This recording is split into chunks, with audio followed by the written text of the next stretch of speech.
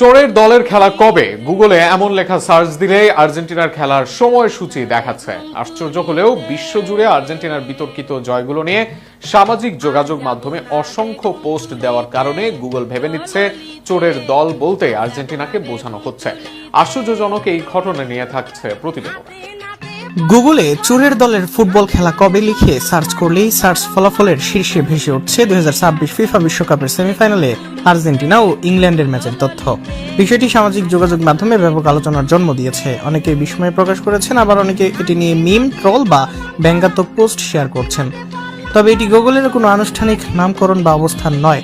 Google কখনোই কোনো দলকে এ ধরনের নামে চিহ্নিত করেনি, বরং দীর্ঘদিন ধরে সামাজিক যোগাযোগ মাধ্যমের বিভিন্ন প্ল্যাটফর্মে আর্জেন্টিনাকে উদ্দেশ্য করে বিপুল সংখ্যক ট্রল, মিম, ভিডিও, পোস্ট এবং মন্তব্যে চোরের দল শব্দটি ব্যবহার হয়ে আসছে। ওই কিওয়ার্ডের সঙ্গে আর্জেন্টিনা ইংল্যান্ড ম্যাচকে সম্পর্কিত হিসেবে শনাক্ত করতে সহায়তা করছে। গুগলের